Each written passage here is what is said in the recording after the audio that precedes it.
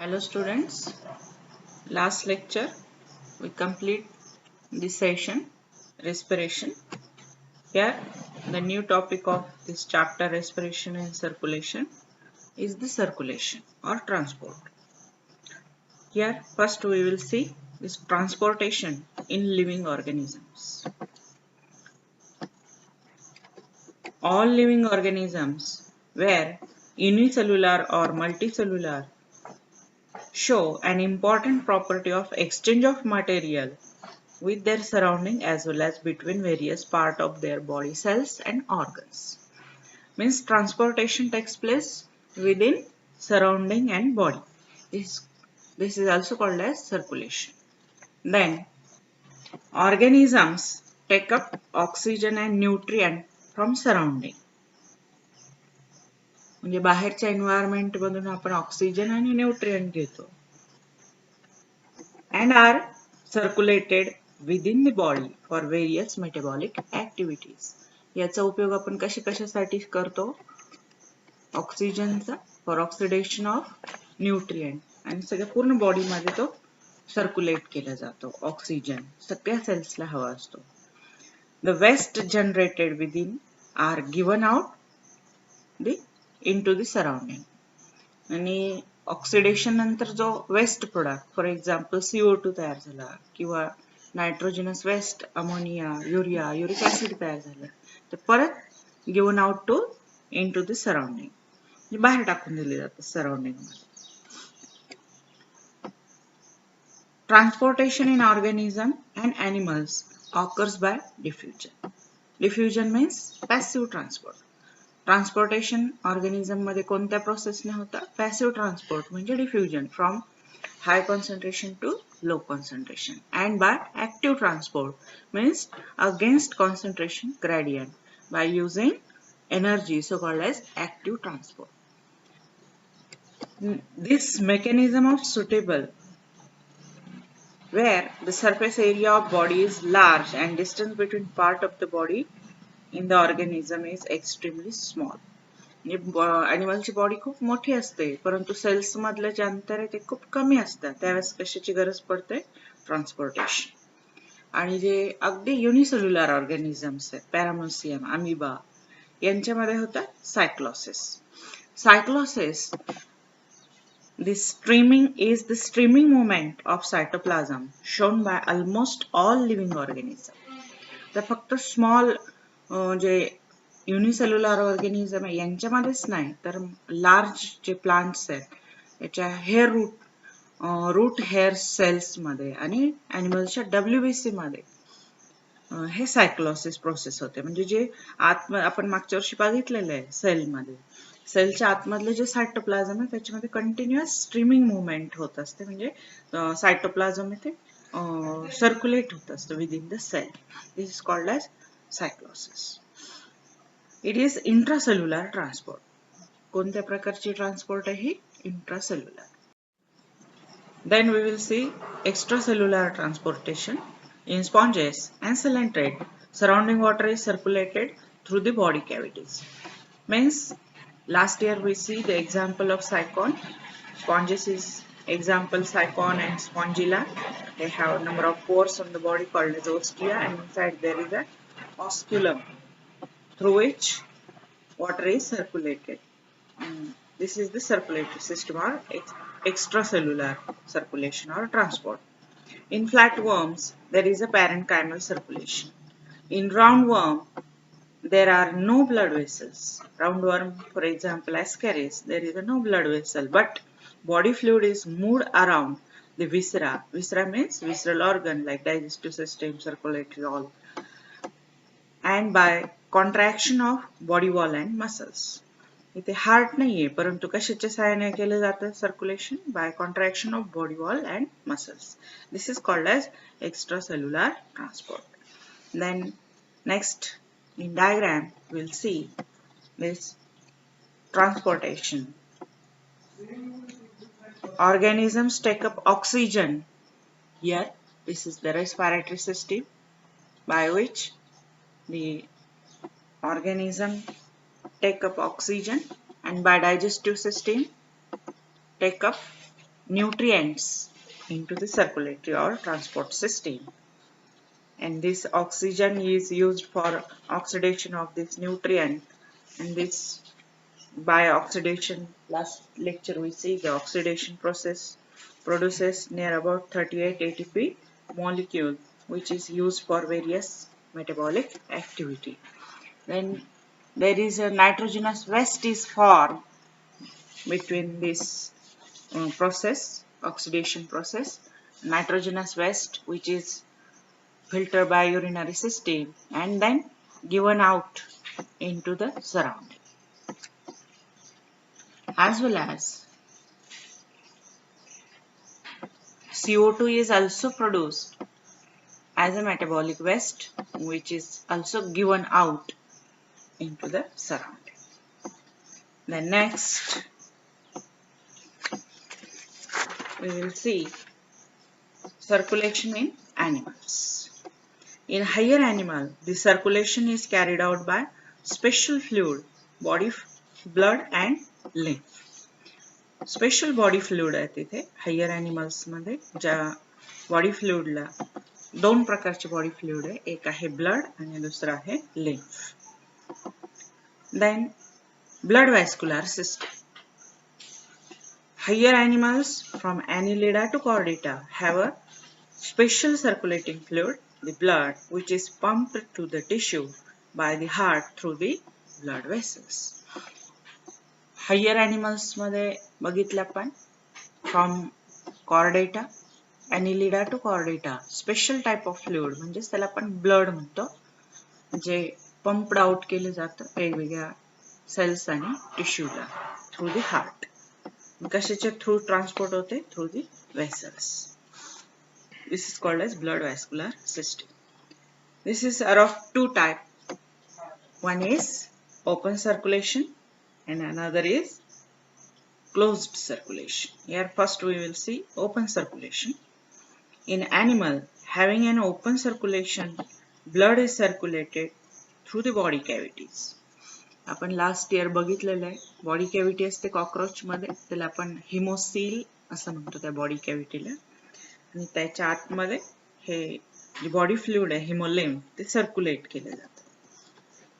The visceral organ lie in this blood-filled body cavity. Material takes place directly between blood and cell or tissue of the body. मागच्या वर्षी बघितलेले आपण direct blood contact येतो हिमोलिम्फचा बॉडीच्या ऑर्गन्सशी आणि टिश्यूशी, direct blood supply केला जातो, nutrients oxygen दिलं जातं. Then blood flow with low blood pressure, वेसलच्या आतमध्ये नाही वाहत म्हणून कसं ब्लड प्रेशर आहे तिथे low. Usually does not contain respiratory pigment. आपण जसं हायर एनिमल्स मध्ये हिमोग्लोबिन ब्लड मध्ये, तसं यांच्यामध्ये नसतं, ऍबसेंट असतं haemoglobin. So it does not transport respiratory gases, म्हणून ते हिमोग्लोबिनच नाही म्हणून ते ट्रान्सपोर्ट पण नाही करत रेस्पिरेटरी. O2 आणि CO2 हे त्यांच्यामध्ये ट्रान्सपोर्ट होत नाही. याचं एक्झाम्पल बघितलेलं आपण कॉकरोच आर्थ्रोपोड्स मध्ये 11th मध्ये आपण ऑलरेडी पाहिलेली त्याची सर्क्युलेटरी सिस्टीम डिटेल मध्ये. दूसरा एग्जाम्पल है mollusk. Then we will see closed circulatory system. तुम्हाला 2 मार्कांसाठी डिफरन्स विचारला जाऊ शकतो. Give difference between open and close circulatory system. Already इथे डिफरन्सचीच पॉइंट आहेत हे सगळे. In all vertebrates higher mollusc and ॲनिलिड.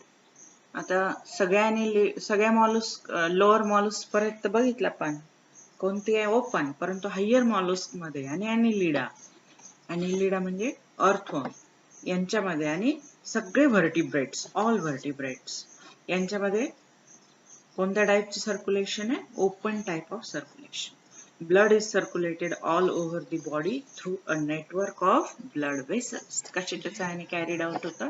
Blood vessels.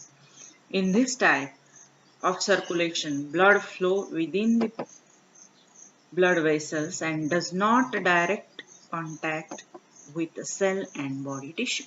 याच्या अगदी अपोजिट पाहिलं होतं आपण ओपन मध्ये, there is a direct contact, but इथे काय आहे? there is a no direct contact between cells and body tissue. आणि जे ब्लड आहे ते ऑलवेज कशामध्ये कॅरीड केलं जातं? Blood vessel. आणि इकडे डायरेक्ट कशामध्ये सोडून दिलं जातं? ओपन कॅव्हिटी मध्ये. ह्या दोघांमधला difference. This is called as close circulatory system. Exchange of material between blood and body tissue through the intermediate fluid called lymph. आता हे जे एक्सचेंज होत असतं म्हणजे O2 घेणे, CO2 देणे, नायट्रोजन वेस्ट घेणे, हे टिश्यू मध्ये आणि ह्या फ्लुइड मध्ये एका वेगळ्या स्पेशल फ्लुइड, इंटरमिजिएट फ्लुइडच्या साहाय्याने होतं, ज्याचं नाव आहे lymph. Blood flows with higher pressure. याच्या अपोजिट पाहिलं होतं आपण ओपन मध्ये. ब्लड कसं फ्लो होतं तिकडे लो प्रेशरने. इथे ब्लड वेसलच्या आत आहे म्हणून प्रेशर मेंटेन केलं जातं. Blood flows with high pressure and contain respiratory pigment. तिकडे पाहिलं होतं आपण there is a no respiratory pigment. Here respiratory pigment hemoglobin is present and which transport respiratory gases like O2 and CO2. Then we will see this closed circulation can divided into two types. One is single circulation and another is double circulation. First we will see single circulation. In single circulation, the blood passes through the heart only once during each cycle, as in fish. चे example आहे fish. Fish मध्ये बघतो आपण एक heart आहे आणि heart मध्ये दोनच चेंबर्स आहेत, एक ॲट्रिया आणि एक ventricle. One atrium and one ventricle. This blue color structure is nothing but the heart. This is the one atrium and this is the one ventricle. Okay.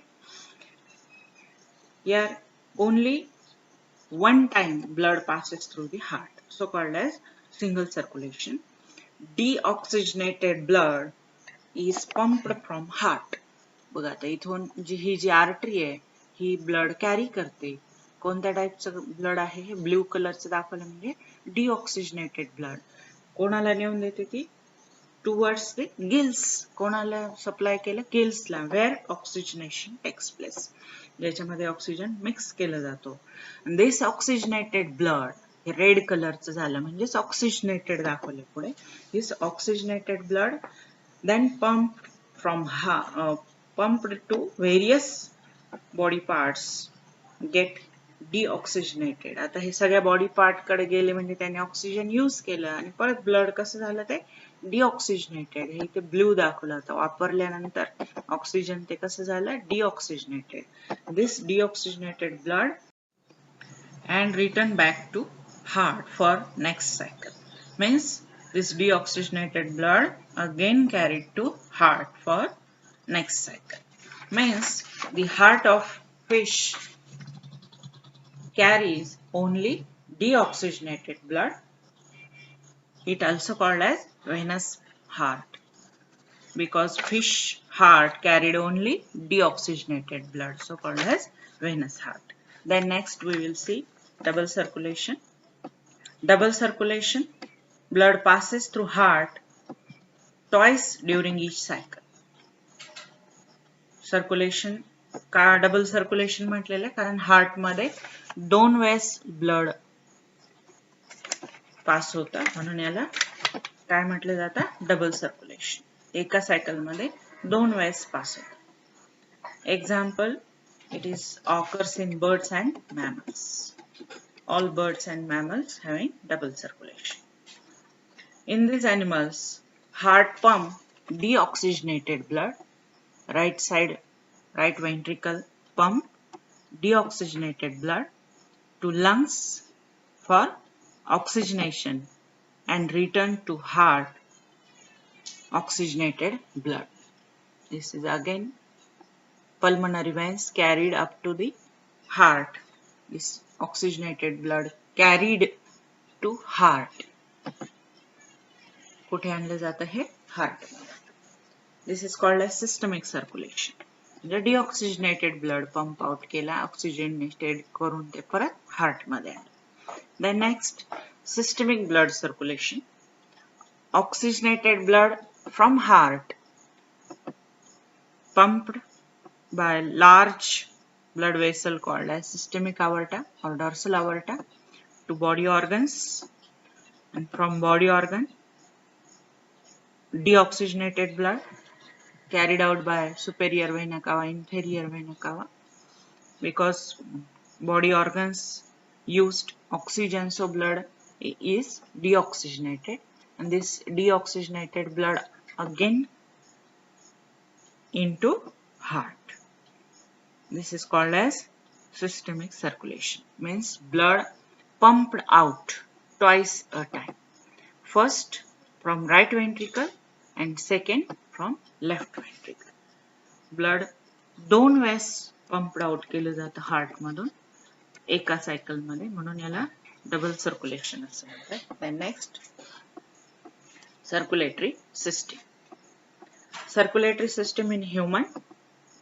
Circulatory system is composed of blood vascular and lymphatic system. याच्यामध्ये परत 2 system आहेत, एक आहे blood vascular system आणि दुसरी आहे lymphatic system.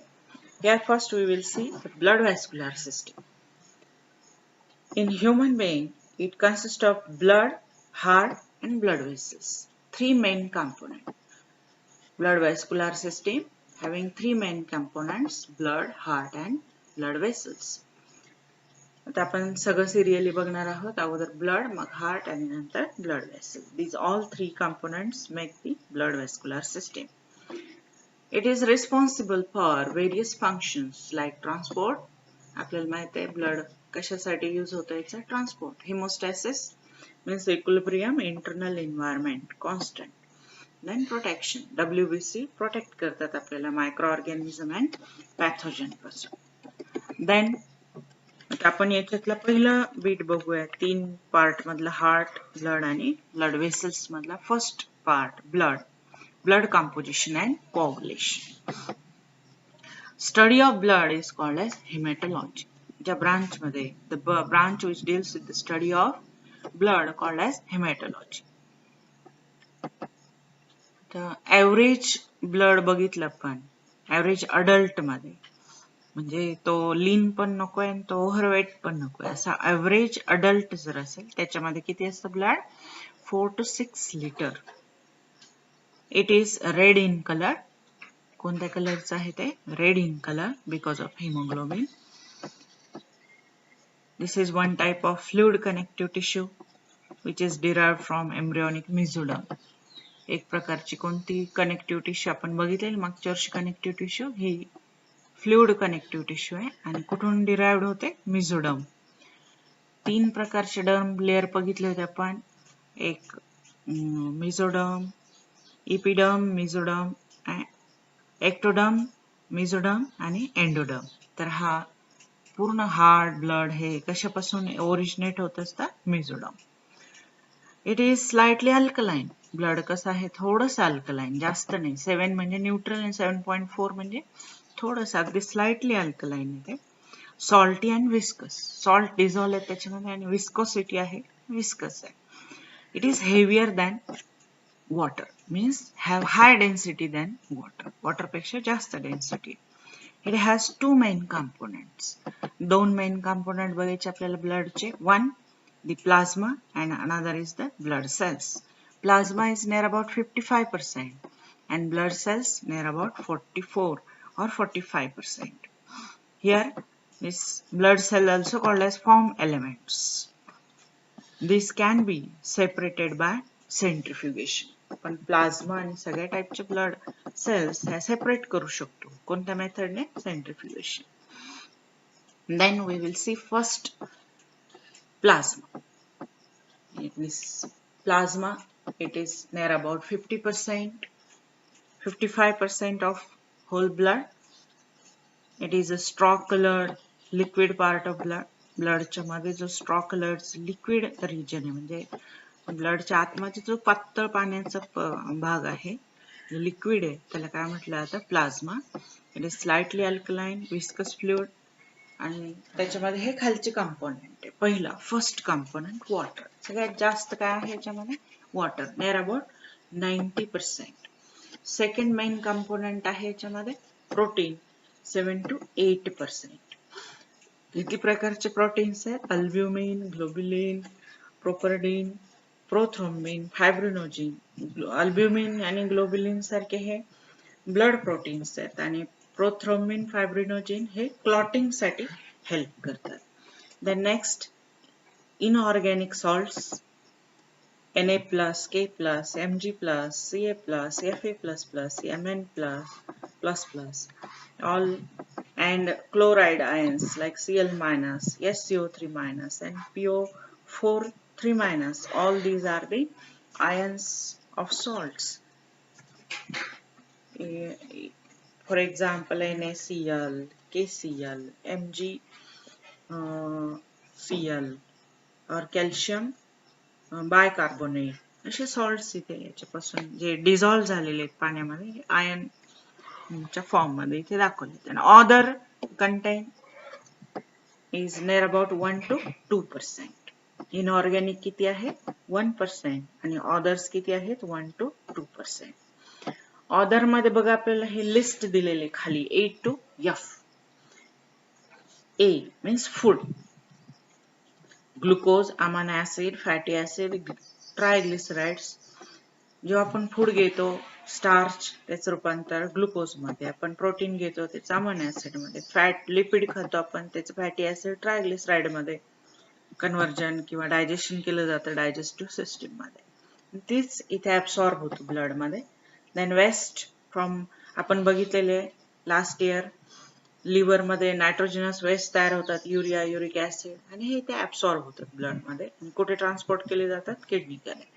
Then regulatory substance like hormones, enzymes, and vitamins, these are also transported by blood.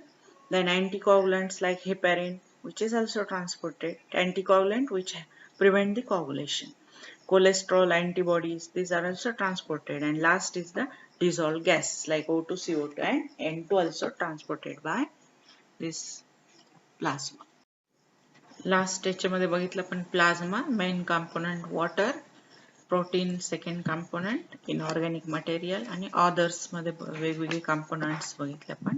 Means plasma is the first important part of blood, near about 55%. Then second is the form element or blood cells, which is near about 44 to 45% of whole blood. These blood cells are of three types: form element or blood cells. First is RBCs, second WBCs, and platelet. RBC, red blood corpuscles, WBC, white blood corpuscles, and third is the platelets. Here first we will see the red blood corpuscles, or it is also called as erythrocytes. Why called as erythrocytes? Because erythros means red and cytes means cells, means red cells. Erythrocytes are most abundant cell in human body. आपण जेवढ्या body मध्ये cells आहे सगळ्यात जास्त प्रमाण कशाचं असेल abundant, खूप जास्त प्रमाणात सापडतात आपल्या बॉडी मध्ये अबंडंट सेल्स आहेत. They are circular, biconcave. Last आपण बघा मागच्या आठवड्यातल्या लेक्चर मध्ये बघितलं होतं आरबीसी ची डायग्राम कशी असते. आरबीसी रेड कलरची दाखवली होती, बायकॉन्केव्ह आणि सर्क्युलर. बायकॉन्केव्ह म्हणजे दोन्ही साइडने ती कॉन्केव्ह असते डिस्क लाईक, आणि न्यूक्लिएटेड म्हणजे न्यूक्लियस ऍब्सेंट आहे सेल मध्ये आरबीसी मध्ये. फक्त कॅमल मध्ये आणि लामा नावाचा जो साऊथ अमेरिका मध्ये सापडतो अॅनिमल, या दोघांमध्ये न्यूक्लिएटेड सेल्स आहेत आरबीसी. बाकी सगळ्या जेवढ्या आहेत अॅनिमल्स मध्ये त्या कशा आहेत enucleated, nucleus is absent. Then the red colour of RBC is due to, कोणामुळे मिळाला त्याला red colour? Oxygen carrying pigment haemoglobin. जो ऑक्सिजन कॅरी करणारा पिगमेंट हिमोग्लोबिन हा या सेलला कोणता कलर देतो? Red colour in their cytoplasm. किती असतो हा, किती असतात ह्या, एव्हरेज नंबर किती आहे आरबीसी चा? In males their average number is about 5.1 to 5.8 millions per cubic millimeter. म्हणजे एका मायक्रोलिटर मध्ये किती आहे यांचं प्रमाण? Near about 5.1 to 5.8 millions. आणि फिमेल मध्ये किती असतात? 4.3 to 5.2 millions per cubic millimetre. एका मायक्रो लिटर मध्ये एवढी जास्त संख्येमध्ये असतात, म्हणून ह्या खूप अबंडंट आहेत बॉडीमध्ये. दिस इज कॉल्ड, हे जे काउंट बघितलं आपण 5.1 to 5.8 in males and 4.3 to 5.2 millions in females, this is called as RBC count. तुम्ही कधी बघितलं असेल एखाद्याचा ब्लड चा रिपोर्ट, त्याच्यामध्ये दिलेलं असतं बघा, एकीकडे नॉर्मल लेवल दिलेली असते, तर ही ती normal level. This is called as RBC count. The average life span of RBC is 120 days. किती दिवस जिवंत राहतात त्या ब्लड मध्ये?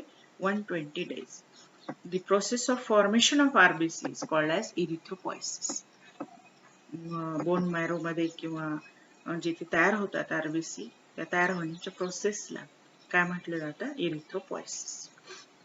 RBCs are produced from hemocytoblasts, reticulocytes. या बोन मॅरो मध्ये त्या या प्रोसेसने हिमोसायटोब्लास्ट रेटिक्युलोसाइट्स या प्रोसेसने त्या तयार होतात. इरिथ्रोपॉयटिक ऑर्गन कोणते आहेत? आपण जर लहान मुलांमध्ये बघितलं, अगदी फिटस म्हणजे जे बाळ आपल्या आईच्या गर्भाशयात वाढतंय त्याला आपण फिटस म्हणतो.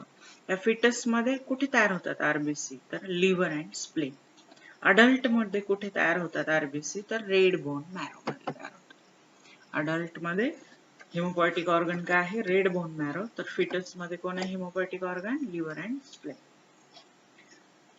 विटॅमिन B12, फॉलिक ऍसिड आणि हिम म्हणजे iron, haem protein.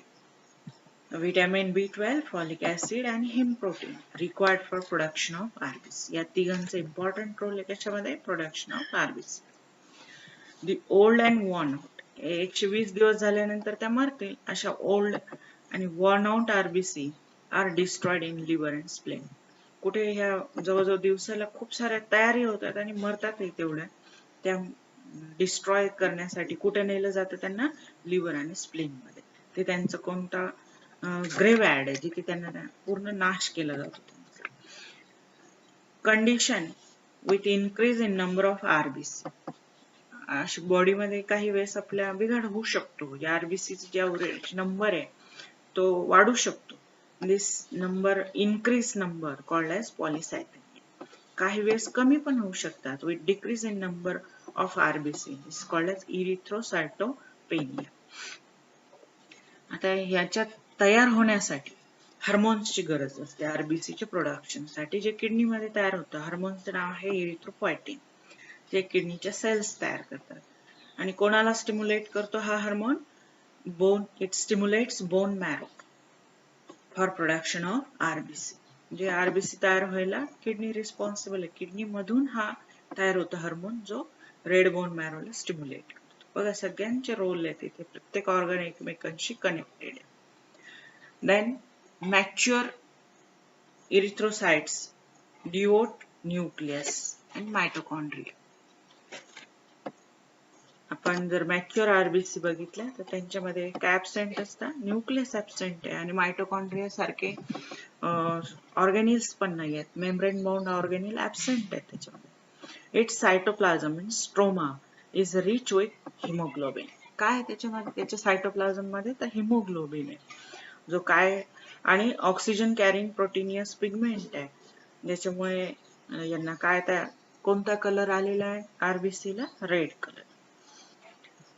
It also contain an enzyme carbonic anhydrase. मागच्या लेक्चर मध्ये बघितलं आपण कॅरी CO2 कॅरी मध्ये कार्बोनिक अनहायड्रेज खूप इम्पॉर्टंट एन्झाइम आहे जो फॉर्मेशन आणि ब्रेकडाऊन करतो कार्बोनिक ऍसिडचं. तर तो फक्त कशामध्ये असतो? RBC, not present in plasma.